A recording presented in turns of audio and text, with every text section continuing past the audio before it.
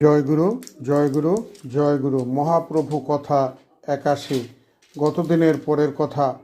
মুরারির পিতা মাতাসহ অনেকে সারঙ্গদেবের শিষ্য হইল। একদিন সারঙ্গ মুরারিকে তাহার পিতামাতা ও অন্য শিষ্যদের সঙ্গে লইয়া নবদ্বীপ প্রভুর বাড়িতে আসিয়া উপস্থিত হইলেন। এদিকে দুষ্ট মুসলমান ও হিন্দুরা গিয়া কাজীর নিকট নালিশ করিল।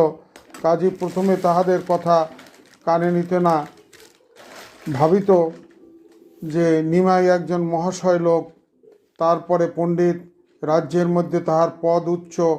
নিমাইয়ের মাতামহ নীলাম্বর চক্রবর্তীর সঙ্গে কাজীর বিশেষ আলাপ ছিল, এমনকি গ্রাম সম্বন্ধও ছিল।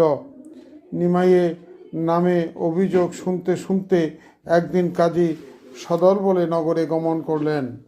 দেখিলেন নগরের সর্বত্র মৃদঙ্গ করতাল সহযোগে হরিধ্বনি হইতেছে।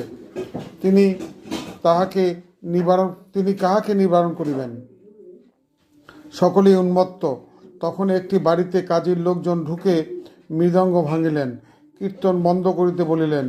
সকলে কীর্তন বন্ধ করে প্রভুর কাছে এসে কাজী তাহাদের প্রতি যে অত্যাচার করিয়াছেন সেই দুঃখের কথা বলিলেন। প্রভু তাহাদের কীর্তন করিবার জন্য আশ্বাস দিয়া বলিলেন, তোমরা নির্ভয়ে কীর্তন করো, যদি কেহ বাধা দেয় তবে আমি তাকে দণ্ড দিব। প্রভুর আশ্বাস পাওয়া সত্ত্বেও কীর্তন করিতে কেহ সাহস পাইতেছে না, কারণ কাজীর লোকজন প্রতিদিন ও রাত্র পাহারা দিতেছেন কোথাও কীর্তন হয় কিনা। এর পরের কথা গোবিন্দ কৃপা করলে আগামী দিন বর্ণনা করা হবে। আসুন আমরা গৌরাঙ্গ মহাপ্রভুর অনুসরণ করে হরে কৃষ্ণ মহামন্ত্র জপ করি। জয় রাধে, জয় রাধে, জয় রাধে।